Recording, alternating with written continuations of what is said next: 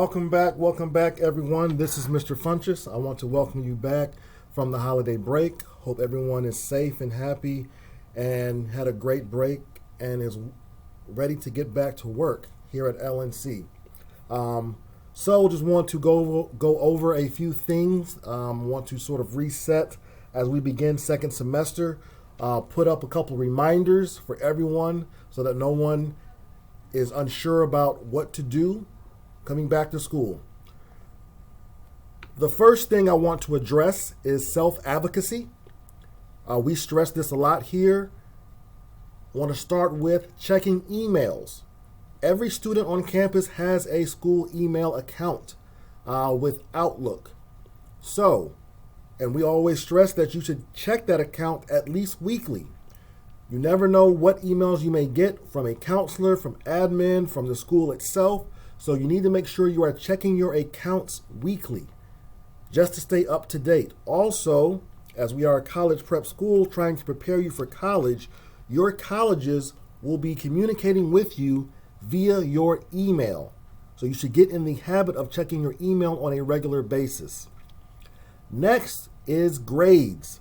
We have Schoology, which means you are able to see your grades in sort of real time.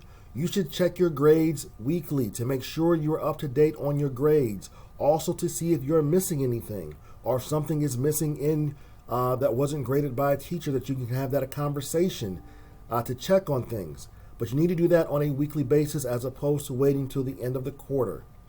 And lastly, a part of self-advocacy is having someone on campus, an adult on campus that you feel comfortable talking with. You have myself, you have Mr. Smith, you have your counselors.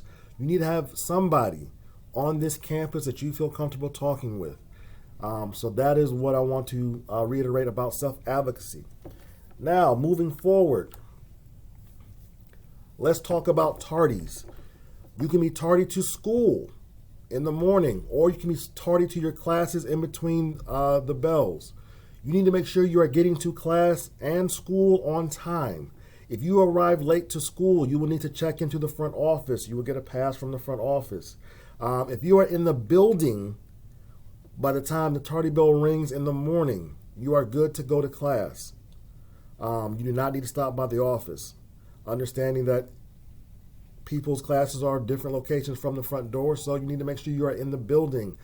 Usually myself, Ms. Stein, some administration is down by the doors on the 100 hall, welcome you in the building. If you are in the building before the doors close, you are good and you will not receive a tardy.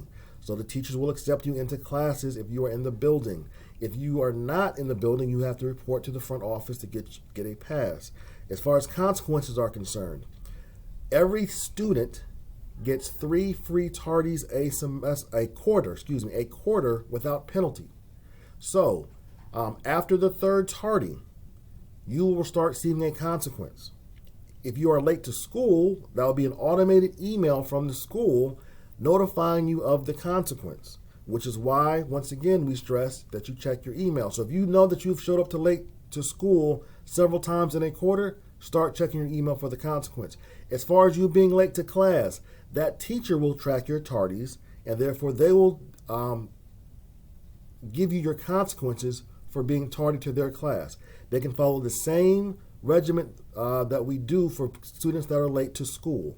That is the teacher that will assign that consequence, not the school.